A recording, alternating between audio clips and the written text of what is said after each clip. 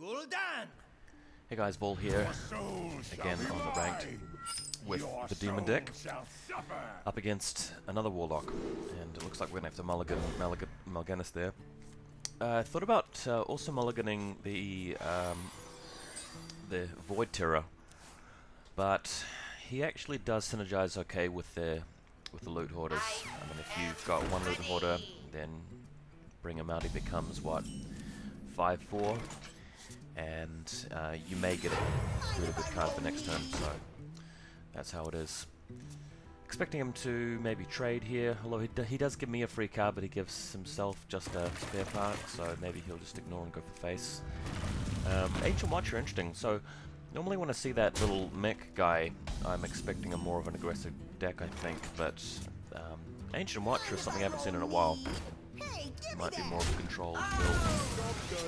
And it looks like I'm drawing into, yeah, a lot of high cards, a lot of demons.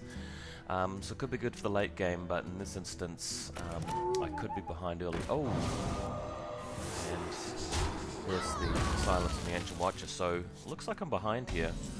Really nothing to play except either tap or the Void Terror, and I think the best play is just to play Naked. I mean, it's not a very good play at all, but just to keep the momentum up, hopefully he trades something into it and I can survive for a while until I can get some of those heavier cards out. It's looking pretty bad though, because by the time I'm ready to actually play something a bit bigger, he's going to have a really good board stock done. And healing the Ancient Watcher, which of course can attack me. So yeah, bit of a bad way here. What do I do? Just tap. Oh, that's awful. Wow. So I've had to basically pass an entire turn with two fairly good mid-range creatures out in front of me. So and a Twilight Drake. Okay. So it's not handlocked though, because he hasn't really got the normal cards you'd expect in a handlock deck, I think. Oh, this is a terrible play. But I feel like I just have nothing else. I mean, I've got to actually cut down the number of monsters he has here, and by doing this, he probably will have to attack into the Doom Guard unless he's got a really good removal spell. Even like a Dark Bomb would be fine here from him. But really not liking this game so far because... Oh, and there's a Defendermagus. Oh, man. Yeah. It's going to be really hard to come back from this one. And... Oh, interesting. Okay, so he's worried that I might hit him for one, although probably, to be fair, I mean, I would have been playing the Infernal and killing him if he had still been on 1 health, so I guess that's, you know, a pretty smart play. What to do? So as you can see, I think he had a bit of foresight there, keeping his Ancient Watcher alive, and he may find some way to actually buff the damage on the Ancient Watcher up later. I have no time for games. And it's a Sylvanas.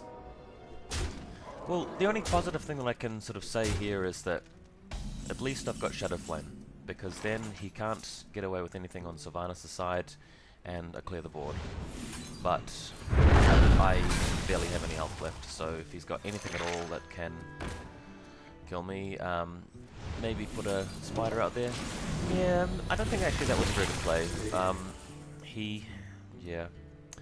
The reason I did that is because I figured he'd probably just play one minion to take me out, and then having that spider there would allow me to destroy it. But technically, if I just play the power overwhelming the following turn anyway, what would have happened is that I'd have been able to kill it. So that was a really dumb move, to be honest. Just impulsive and stupid. One of the reasons I'm doing so poorly in ladder, I guess. I've got Mal'Ganis.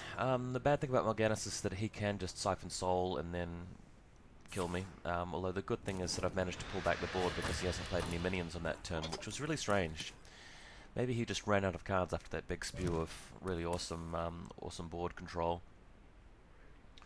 But the good thing here is that I can play Mal'Ganis, and it's going to be awesome, and I might be able to come back in this game if I can heal some life somehow. Oh my god, Lord Jaraxxus. Okay, so I actually think that's better than Mal'Ganis by a long shot, because I'm no longer in danger of dying outright, and I can still play Mal'Ganis normally anyway, so this has really brought me back into the game, guys. What a turnaround. Well, I guess he isn't running Dark Bomb or hasn't drawn it because he missed his opportunity to waste me back there.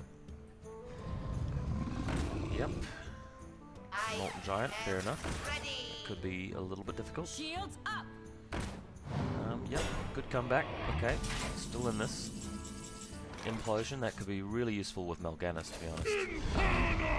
What I might be better off doing is doing the Implosion and then firing off Mal'Ganis and actually getting the buff out of him. I think that's probably the best way to play Mal'Ganis in general, and one of the reasons I've still got Implosion in the deck is that he's just better at the turn he comes on because it's so easy for the other guys to snipe him. So by putting that out there, yep. He hopefully won't be able to kill the Undertaker outright and smash face. Yeah. Fingers crossed we can survive the next turn and bring up Mal'Ganis. Favourite card of the expansion. Right, Kel'Thuzad. That could also be bad because it means that I have to kill the Mountain Giant and kill Kel'Thuzad in one turn, and I'm not sure if I'll have the power to do that. And the face, so we really have to kill those two minions no matter what. What are we going to do here? So, what do we do? So, play Mal'Ganis, can take out the Molten Giant, and Kel'Thuzad kills me. Actually, sorry, I'm completely miscalculating that. If you play Mal'Ganis, he'll actually buff the Infernal Golem as well, because it's a demon.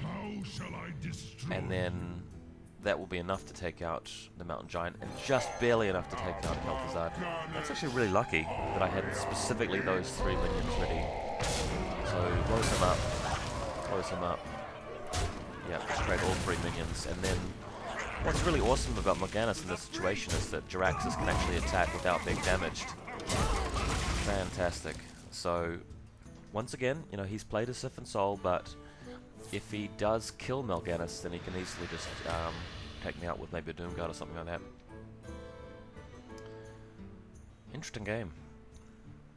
See what he comes up with. Okay, alright, that's another way of doing it. Vulnerable now. All he needs is some sort of charge attack minion. It looks like it could be awkward. He plays Taunt. Okay, there's the Taunt. Interesting thing though is that Mal'Ganis can kill that guy and then I can see what card I get and then possibly send out the Doomguard. So I think probably the only option here really is just to kill it with Mal'Ganis and see what card draws. Especially since Mal'Ganis is no longer protecting me. And it is a very interesting card. This allows me to get the Doomguard out, but I can't kill off the Void Walker this turn. So, thinking maybe just play the Doomguard out of hand, and kill the Owl. The reason for this is that there's just so many ways for him to kill me. Yeah, I just really have to hope that he doesn't draw something that, like a Doomguard or anything that can just charge me to death. Oh, okay. That's one way to do it. Okay, 1 in 5 chance of dying. And what is it? Nope.